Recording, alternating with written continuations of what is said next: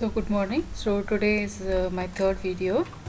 So I'm going to we'll start with the third chapter, data mining. Okay. So data mining is nothing but an art of discovering the knowledge. Okay. So that means we have some data, from that we'll be discovering some knowledge. Okay. So data is just a raw data. Okay. From that raw data we are going to discover the knowledge by adding the intelligence to that. Okay, so we have seen what is an intelligence. Okay, we have seen what is a data warehouse, so where we are going to store a data. So now let us see some of insights into what is your data mining. Okay, so you have a raw data, so from that you have to discover the knowledge out of that. Okay, so we are discovering knowledge. Okay, so we will go into details of data and find out what is the pattern. Okay, so it is a art what are the different ways you extract useful patterns of a data. Okay, so from the repository of your data. Okay, so whatever patterns we extract, okay, so should be valid, okay, and should be novel, potentially useful and understandable. Okay, so pattern should be valid. So valid in a sense. Okay, so whatever the useful patterns of data we are going to have, okay, so whatever patterns of data we are going to have, okay, that should be valid. Okay, so that means suppose if we are going to extract a pattern of data from a shopping this thing. Okay, now if we are going to give a shopping patterns, we have to recognize a pattern from a particular person. Okay, what kinds of items is going to daily shop. Okay, and from that one particular item, what is the item to always purchases together. So that is one form of a pattern. Okay, so it should be valid enough. Okay, so that means whatever that kind of patterns, okay, should be observable from the many kind of customers who are normally going to take that. Okay, so that is a should be a valid pattern. So suppose we are going to discover some pattern, so that kind of pattern should be useful for the analysis. So that kind of pattern we are calling it as a valid pattern. Okay, and the pattern whatever we extract should be novel. Okay, so that should be effective in a real time. It should have a realism, okay, in the future. So that means, okay, if you are going to judge something about this, so it should not be only observable only for one or two customers. Okay, so overall it should be effective. It should be the same kind of things, same observations. Okay, if you have recognized some new observation, so if you are going to apply that, okay, in the future, so it should be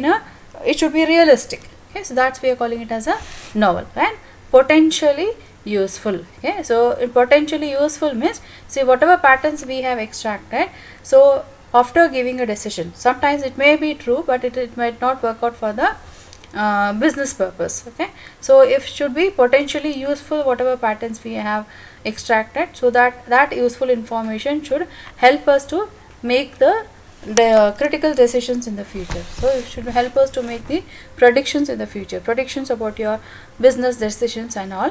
Okay, and patterns whatever we extract from our data should be understandable. Okay, so it should be easy for us to understand, okay, what are the kind of patterns we have extracted. Okay, so data mining, it's actually not belonging to a single field.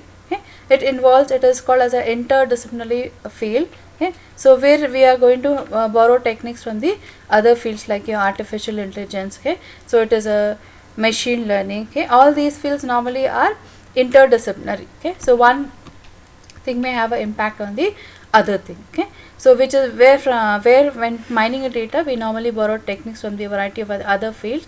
So those fields may be your machine learning field, maybe from a statistics. Okay, so maybe from the artificial intelligence and all. Okay, so in short, data mining, okay, utilizes the knowledge, okay, knowledge of data quality, and in the organized way the data will be there in the database, and we are using the data which is a quality data. Okay, so that means simply in data means it is not just the information which is dumb.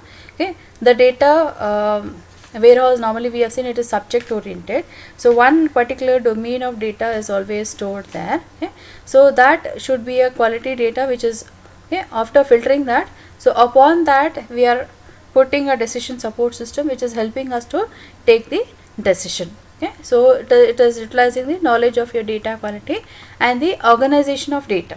Okay, so now the field of data mining emerged, okay, from the context of pattern recognition in the defense. Okay, so where the people used to find, okay, whenever they want to send a message, okay, so to the other batch somewhere in the field. Okay, so they have to send the coded message. Okay, so from that message they can find out okay, whether any message, okay, whether enemy is there or not, okay, whether you are a friend or a enemy, okay. So that is how this idea came up, okay. So identifying a friend or a foe, enemy on a battlefield. So for that they used to send a message or a patterns of your letters or a words, okay, in a coded language, so which only those people would be knowing, okay. So this idea emerged from that. So such useful pattern recognition, okay, so pattern recognition is also a field, so which is again related to your cryptography, okay.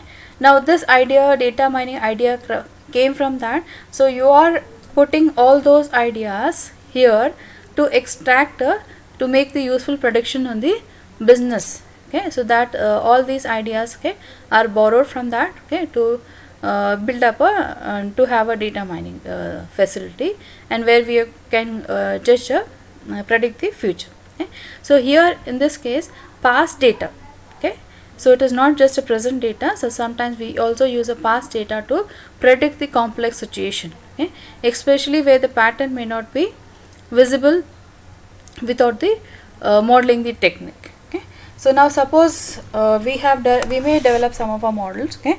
So like we are taking a data, we are extracting a features, we are training it and developing a model, okay. So for that, if we just take a today's data or a current data and train it, okay, so we know that data may change with time, okay, it is time variant, okay. So in that case what will happen, so if it is changed with time, okay, then only taking a bulk of data, okay, from the current situation, okay, may not help us to predict the make the proper prediction or making the proper decision, okay. So we also need sometimes the past data to do this prediction, okay. Now here the first and foremost thing what we do, okay, is gathering and selecting the data, okay. The total amount of data in the world is doubling every 18 months, okay. So nowadays it's even fast, okay.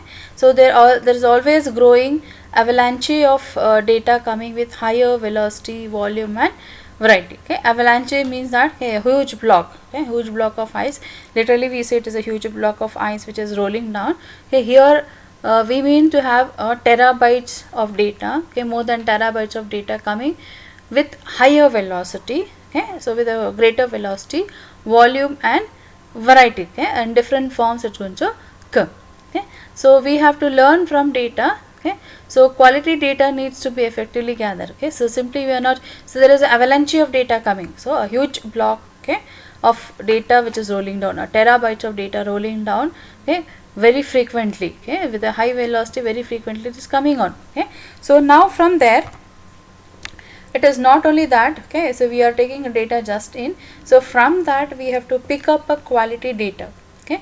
So only quality data has to be gathered, okay. So that means you need to apply a filter here, okay. So in that avalanche of data, so we are just going to pick up the quality data, okay, and then you have to clean it and organize in an efficient manner, okay. So for this we require skills and technology, okay, to consolidate the huge of from the huge block of data, you filter it, okay, and extract only the quality data. So after that you consolidate in one particular place and integrate data elements from many sources, okay. So from one source you apply a filter, okay, then consolidated whatever bits of data, okay, you have extracted, and the same thing need to be done for a data which is collected from the different sources, okay. So now for doing this, most organizations have developed a model, so that is called as a enterprise data model, okay. So in the enterprise data model, okay, so in this enterprise data model will be specific to that particular enterprise, okay, it is specific to this particular enterprise. So they organize a data, okay. So that means they are taking care, okay, how to extract the quality data, where, okay, from where different sources you're going to have all that, okay. And EDM, we are generally calling it as a unified high level model of all data stored in an organization's database, okay. So it is a model, system model which is developed, a high level model, so where according to the organization's need we are collecting and storing that into a particular place, okay. So EDM is usually inclusive of all data generated from all internal system, okay. So for one particular enterprise you may be having different units or different branches like that, so for all of them you are just integrating to one particular place. Okay. Now let's see how EDM is going to help. Okay. So EDM provides the basic menu. Okay. So first point, EDM provides a basic menu of data, okay, to create a data warehouse for a particular decision making purpose. Okay. So we know that data warehouse is used to store a data of a particular organization. So it is subject oriented. So that means for a particular organization, for one particular domain, we are creating a data warehouse. Okay. So this is a high level model. It's nothing but you can say to be a decision support system. Okay. So this model is telling you, okay, the basics, okay, or just telling you if you're preparing constructing a particular house. Okay. So you're coming out with a plan. Okay. The plan is telling that how your house has to be constructed. Okay. Now like that EDM, okay, EDM is telling, okay, how it gives you a menu, okay, how to create a data warehouse for a particular kind of your decision making purpose. Okay. And it helps you to imagine what relevant external data should be gathered to provide the context and develop good predictive relationship with the internal data. So that means you are having an enterprise. Okay. So in your enterprise, from all the internal system you have gathered the data, okay, and you have created a data warehouse according to the design given by the EDM model. Okay. After that, you also need some of external data here which is add on to your data warehouse. Okay. And that is helping you to make the develop a model and predictive the relationship. Okay. And how to you make how you are going to predict the relationship. Okay. So these are 2 points. So first, EDM is giving a basic menu. Okay. It's just giving you a plan, okay, to construct your data warehouse, like just how when we construct a house, how we are preparing a plan. Similar way, your EDM is giving you the menu how to create a particular plan. And next, it is telling you, okay, along with your internal data, okay, what is the external data you are requiring to provide the context and develop the good predictive relationship with the internal data. Okay. And then the third point, okay, so the third point is it gathers both structured and unstructured data. Okay. So here it obviously takes more time, okay, because for unstructured data, okay, you like includes like a database, blogs, images, videos, okay, audios, okay, you are taking a data from social media, okay, so tweets, all this. So all of it you have to gather, okay, and after that, okay, need arises, you have to structure the unstructured data. So these are the 3 things, okay, so where your EDM is going to help you. Okay. So only the data that suits the nature of problem being solved should be gathered. Okay. Though you collected data from social media, all that, okay, after that you need to filter a data so which is required for you to for your decision support system. Okay. Now how do we first point is EDM is helping you or giving you guidelines to construct a data warehouse. Okay. After that, okay, and then you are just going to gather a data. Okay. After gathering a data, you have to clean the data. Okay. So data cleaning and preparation. Okay. So the quality of data is more important. Okay. So which will give us a success. Okay.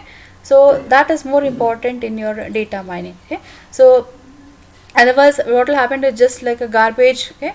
So garbage in and garbage out. Okay. So that you are calling it as a GIGO. Okay. So garbage in, garbage out. So if your data quality is not very strong, okay, so that means you've just collected a garbage in your data warehouse, and from that garbage whatever decisions you are coming out with, so that also will be a garbage. So that is a garbage in and garbage out, it will be like that. Okay. So for that, so what we have to do before we try to develop a model, okay, to make the predictions, before we try to come out with a decision support system to make a business predictions. Okay. First, after gathering a data, okay, according to the guidelines given by your EDM, okay, you have to clean the data. Okay. So in cleaning a data, we'll have a checklist. Okay. So first, what kind of data we are going to do it? First, concentrate on duplicate data needs to be removed. Simply you cannot go on with doing something, applying some other method on that. After that you just search for duplicate. First and foremost thing is remove the duplicates.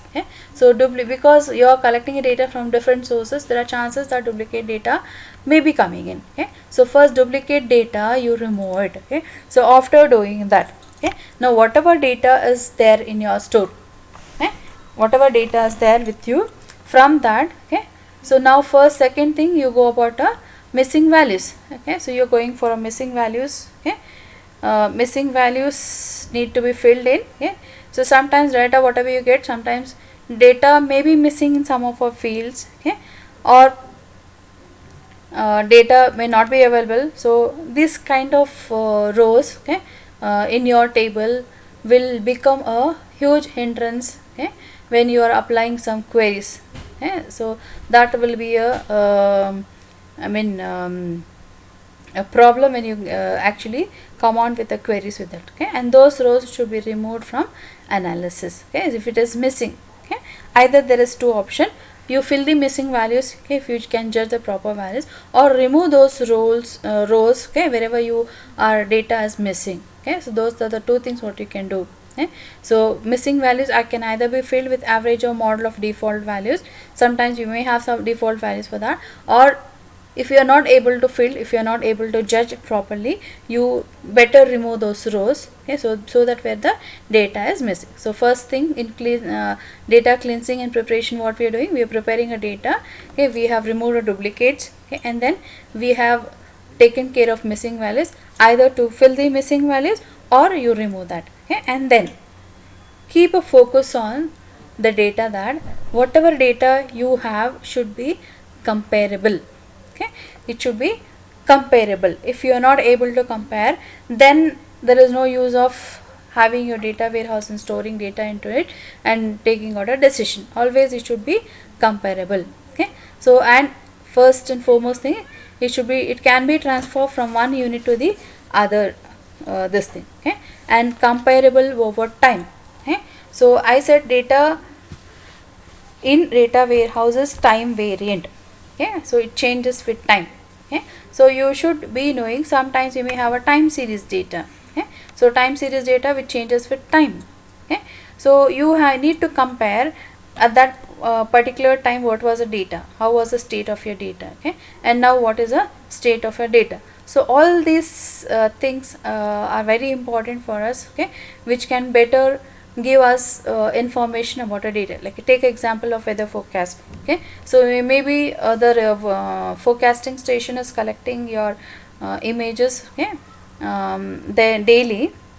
Now as your weather is changing, your images also will change. So now here we can have a study that how weather is changing nowadays, because of the problems. So because here sometimes what happens, because of problems in ozone layer and all that, now the same kind of setup when it was there, when the things were there, because of pollutions and all, the data images were different. Now when pollution is reduced, so during earlier days, there was no pollution. During the same season, the images data was showing different thing. So it will have a lot of impact on the analysis of data, on the study of your environment, how the things are changing. So you need to have a method of comparing the data over time. Over time it should be comparable. So we know that data in a data warehouse should be, for when we are building it, should have a focus on that it is time variant. And third point is it should be stored at the same granularity to ensure comparability. So granularity speaks about, like you take an example, we are having some grains. We are having a wheat grains. I may separate all the wheat grains to small, medium and a larger size. Now I can say that all the grains with a smaller size as at one granularity, and all the grains with a medium size at having another granularity, and all the grains with a higher size is having a other granularity. So like this in the data also, so we have to store them at the same level. Only then you can make the comparisons. So it means that it may imply that it may be stored in the same units, okay, of a measurement, okay. Like if I am storing a temperature, okay, so at one and every time, see here is last month's temperature I am keeping in centigrades, okay. Now this month's temperature, when I am storing it, I should not change it to Fahrenheit, okay. When I change the units, okay, then what will happen? When you compare both of the things, you cannot make the comparisons there, okay, because they are not at the same granularity, okay. To ensure comparability, it means to say that, okay, it should be at the same granularity. So it may be one of a granularity, you can think in terms of a units of measure, okay. So like that you may be having different aspects of data. So all the thing, whenever you are going to store a data, it should be in the same granularity, because this is going to ensure that we can compare a data any time, okay. And the fourth point, okay, so continuous values need to be bind into a few buckets to help with some analysis, okay. For instance, okay, work experience could be bind as low, medium and high, okay. Like I am having a data, okay, now I am storing the work experience, okay. So work experience, okay, if I am asking you what is your work experience, okay, so one may be saying you are having 2 years of work experience, other may be saying they are having 4 years of work experience, okay. Some else may be having a 10 years of work experience, okay. So now these, see, when work experience is a column in your table, okay, now there are chances that the different values are going to enter in that table, okay. Now this kind of data we are calling it as a continuous data, okay. See, suppose if I am representing for a female student with 0 and a male student with 1, okay, this in that student column, okay. So if it is a female student, I'll be entering 0, if a male student, I'll be entering 1, okay. There are only 2 values which will go into this column, okay. So this kind of values is called as a discrete, okay. But when you have a continuous value, you will not have only 2 binary values for this, okay. In discrete, you can judge what may be, either it may be 0 or it may be 1. If it is 0, it may not be 1. If it is 1, it will not be 0, okay. But in continuous values, there are lots of values which are going in, okay. In this kind of continuous values, okay, it's difficult to make the analysis on a data, okay. So what we will do here is, we are going to discretize this by dividing into slots that we are calling it as a buckets, okay. Like if you are having a temperature, okay, so last time in machine learning we were having examples of some of examples of weather forecast and all. If a temperature is a field, okay, there may be different temperatures on different day, okay. So when you have to make the analysis here, you have to discretize it, okay. So for that, what we do, okay, for experience, work experience, so this is a continuous value, we are having lots of field in this column, okay. So for this, what we will be doing is we have to discretize this, okay.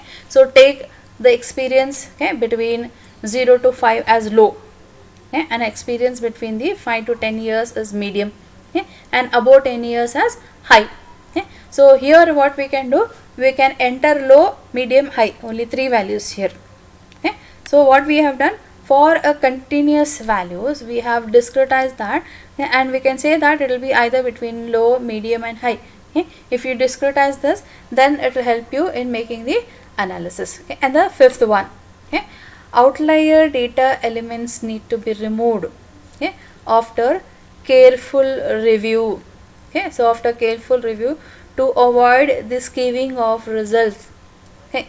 So skewing, in a sense, running around in a same loop, okay. So here what happens, outlier means there will be one point or one kind of your data, okay, so which is not been very comparable or compatible with the rest of the data, that is called as a outlier, okay. Now here what happens, see here normally what happens, though we have a little variation in data, okay, you must have seen a table, okay, where we were extracting features in the machine learning and all, okay. So all the rows, okay, are having a set of features, okay, though there is a difference there, but there may be some similarity between the row 1 and row 2, okay. Like he is enjoying sport as S. Okay, wherever you are going to have S, okay, there is some similarity or a comparison you can make between those. Okay, and wherever you are having no, so some similarity exists between those kind of rows. Okay, now here what happened? Okay, sometimes there is a outlier. Okay, where okay, there's a lot of difference. Okay, so that thing you will not have any comparison between that and the other rows. So like that, okay, if I'm having a preparing a database, if I'm having a table, okay, of alumni, okay, I keep track of, okay, how the people are donating it. Okay, so how the people are donating, what kind of donations are given. Okay, so normally you may think that all the alumni, suppose that they are giving 5,000.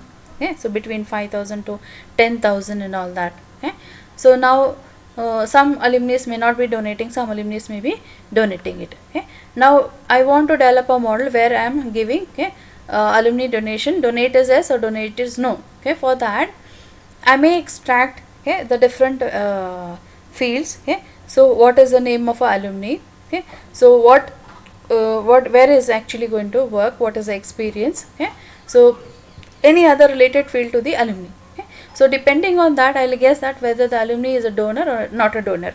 Okay, now if he is a donor, okay, what normal donations can we expect this year from the alumni? Okay, now in that normal all the alumni, if they are donating between 10 to 15,000 or 10 to 50,000. Okay, so suddenly one day some alumni has donated, okay, so more than $10,000. Okay, so that is only one or two cases, okay, in 1 to 5 years. Okay, so that data is an outlier because that is not the usual observation.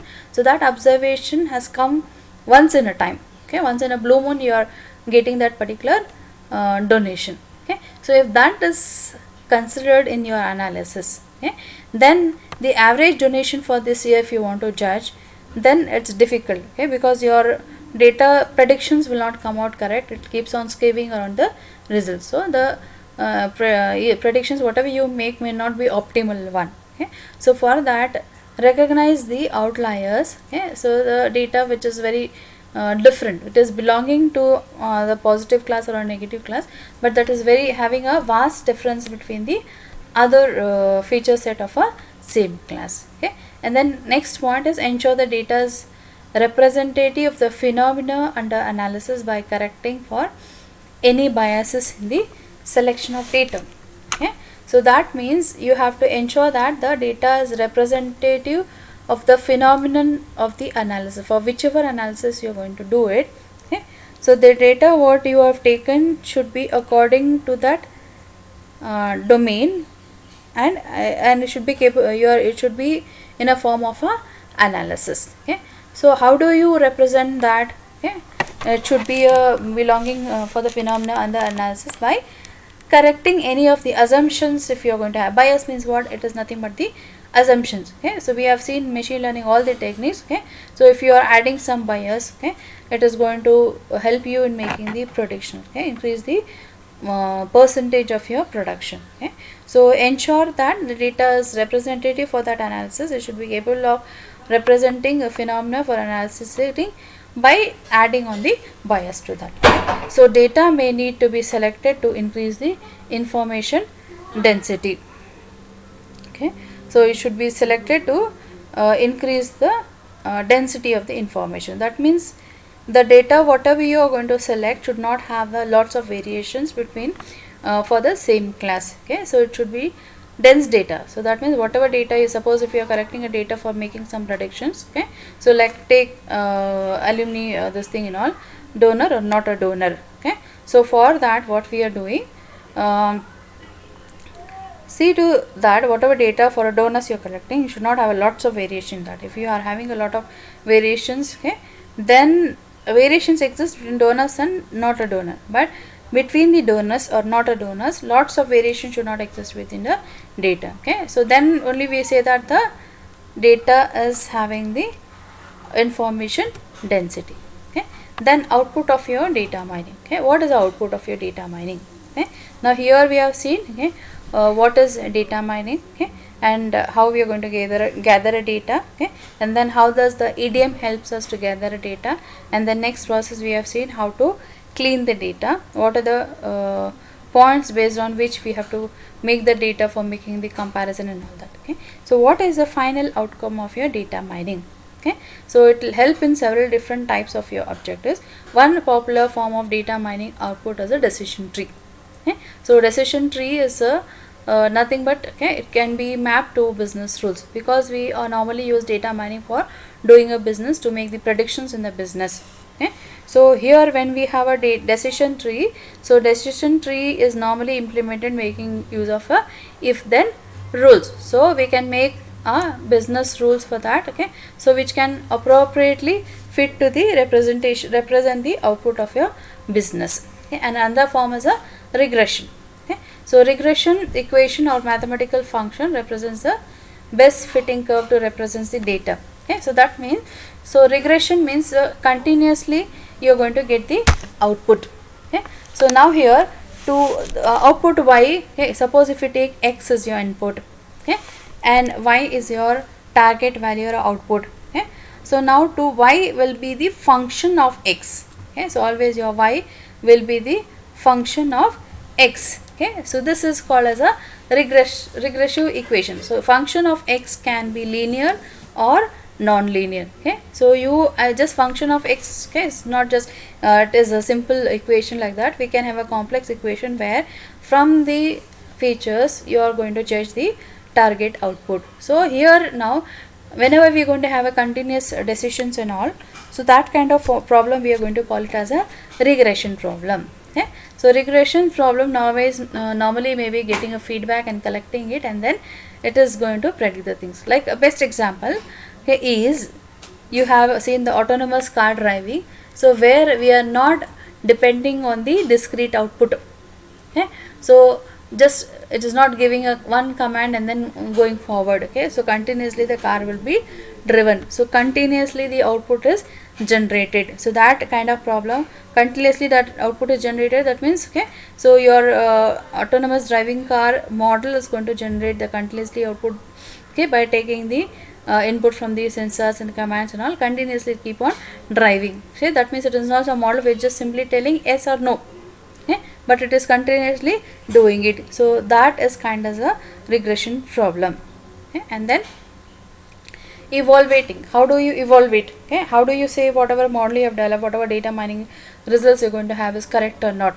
Okay, so there are two primary kinds of a data mining process: supervised learning and unsupervised learning. Okay, in the supervised learning, a decision model can be created using the past data, okay, and the model can then be used to predict the correct answers for the future. So all the classification problem, okay, is coming under the supervised learning. Okay, so supervised learning, where we have information of the past, okay, we develop a model for predicting the future, but whatever your future is there, the target label we know. So that is actually the classification problem. All the supervised learning problems are belonging to the classification technique. Okay, now here we are going to predict the accuracy, okay, so which is equal to the correct predictions divided by total number of your predictions. Okay, so here, but we don't have a proper measure for measuring the accuracy in the unsupervised learning, that we are calling it as a cluster analysis. So unsupervised learning means where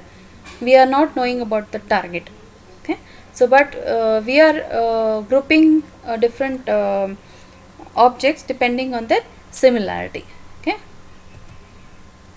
now here this is a confusion matrix for cancer disease. Okay, so this is a classification problem. Okay, so confusion matrix we call because always it confuses us. Okay, so now here we are having, this is for the binary class, so we are having two class. Okay, so one having a cancer and another class is called as a not having a cancer. Okay, so having a cancer is a positive class, not having a cancer is a negative class. Okay, so now this column is positive and this column is negative. Okay, now here I am having true positive, so this is called as a false positive. Okay, so this is false negative and true negative.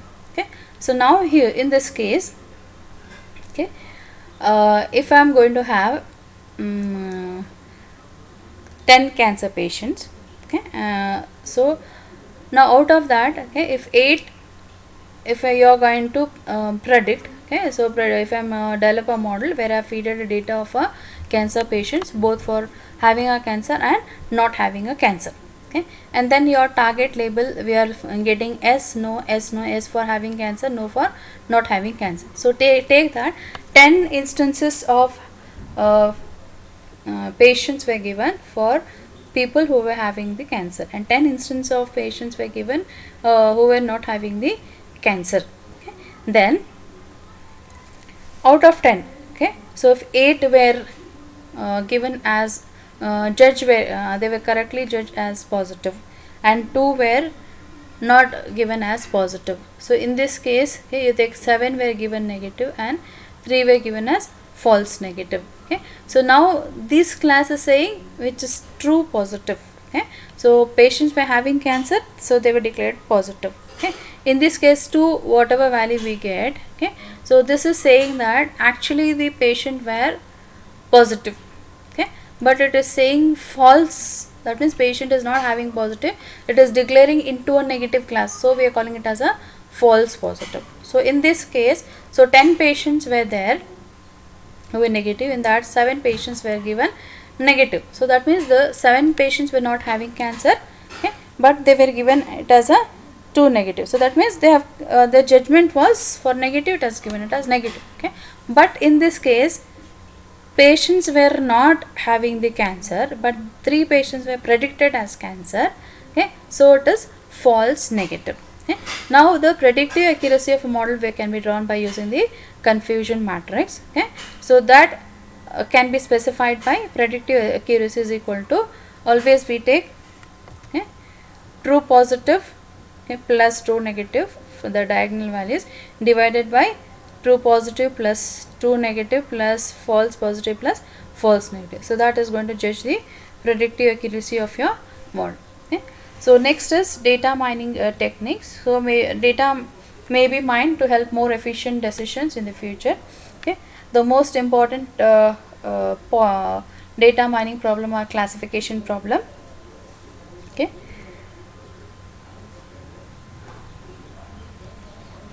Next, classification problems also called as a supervised learning problem. Okay? So where we can supervise whether the model is providing the right answer as wrong answer. Okay? So data mining techniques we can classify into supervised learning and unsupervised learning. So supervised learning examples, okay, they are used in machine learning and statistics field. So statistics, you can see it is in a stock market, you can make a judgment, okay, of which share is going to gain, all that things you have to use. Okay, in machine learning we will be using decision trees, and we have used neural network trees. Okay, statistics you will be always using a regression problem. Okay, and unsupervised learning we are using a cluster analysis, and we are using the association rule. Okay, so tools and platforms for data mining. So simple and sophisticated tool, okay, you are using the MS Excel, okay, and IBM Sparse Modeler. So this is normally used for whenever you have a huge amount of data, if you want to make the analysis in a, so this is a tool, okay, provided by Microsoft IBM itself. Okay, so which is a tool for mining a data. Okay, and you have standalone or embedded tool. Okay, so that is a enterprise relationship management tool. Okay, so ERP system, and open source or commercial tool. Okay, so that is example a Vika tool, which is open source, which is freely downloadable. So where also you can have give the set of features, okay, and then give the target, okay, and then you can develop a model which is correctly classifying it or not. Okay, and then you have user interface tool, GUI drop and drop tool. Okay, and you may be having data formats in which you're going to fill your data, so which is used to feed into your data warehouse. Okay, apart from that, there are many tools available even in your MATLAB. Okay, so in the MATLAB you're having a classification learner app, so where also we feed the feature, we feed the target value, and you can use any of your decisions about KNN, SVM and all to make the prediction. Okay, so comparisons of popular mining tool. Okay, so here you can see, okay, what ownership. Okay, so Excel is commercial for by Microsoft. IBM Sparse is also commercial, but it is expensive. Vika is open source. Okay, okay, it is freely available. So data mining feature, here you are having limited, okay, but you can extend, it is extensible with the add-on models. Okay, so that means if you're having older version, so some new features are released by Microsoft, so if you can upgrade to that anytime, so those features will be added to your Excel. Okay, so here you have lots of extensive features, okay, but unlimited data size. Okay, so here also extensive performance issues with the larger data. Okay, so if you are having smaller data, it's performance is good, but for a lot amount of data, so like it's not that effective. Okay, so like standalone, so here this is standalone, so here it can be embedded in BI's office suites. Okay, and here also standalone you can use it. Okay, and user skills needed, so end users can, all the end users, anybody can use. So this is for skilled users. Okay, BI analysis only can use it. So here also you have to use skilled users can have to be using this. Then user interface, so you have everyone is well versed with Excel. Okay, you are using a text and click. Okay, here drag and drop use, so colorful, it is beautiful GUIs is designed here. So here also you have GUIs, okay, mostly between text output. So data formats, so the industry standard, so variety of data sources accepted. Okay, so here proprietary in essence, what a format Vika is asking, only in that format you are going to use. That, like, suppose if it is asking CSV format, only CSV format you have to give. Okay, so here after saying all to that, okay, next thing is what mistakes we should not commit when doing a data mining is, first mistake is selecting the wrong problem for data mining. Okay, if you are selecting what is, you have to first focus on what predictions you want, for what kind of analysis you want data, what should be a final output. Okay, so for that, if the methodology what you use is wrong, then everything will go weird. Okay, and then mistake 2, okay, if you are having lots of terabytes of data you are buried in, but if you are not having a clear metadata to it, that means clear schemes for that, okay, not properly being used, then it will create a lots of other problems. Okay, and this organized data you should not use. Okay, so you should have a knowledge for which you are building a decision support system, okay, to make the analysis of data. So if you are only working out with the technical things, it will not be fine. Okay, so business knowledge domain should also be applied, only then you can take a proper, you can develop a proper model, and then you can analyze it, get with a proper decision making which is helping in the business. Okay, and you should be having a data there, okay, and all the tools whatever you are using should be compatible, okay, with that. Okay, incompatibility of data mining tools and data sets should not be there. So that means whatever you have to provide a scope for any data mining tool, if you are going to add, that should be capable of extracting data, okay, to make the analysis. So that there should be compatibility between the data what you have stored and the tools, okay, also should be compatible with using that data. Okay, looking only in aggregated results, okay, and not at the individual records, okay, that should not be done. So you have to have a deep insights into your data. Okay, so not measuring your results differently from the way your sponsors measures them. So that means some company has told you to build that model, and whatever their requirements are there, how they're judging the output, if that also you have to keep in mind, should not only focus in the way how you are going to measure it. So this mistake should be avoided. Okay, so here we are going to stop. So data virtualization, in the next chapter we are going to deal with the data virtualization.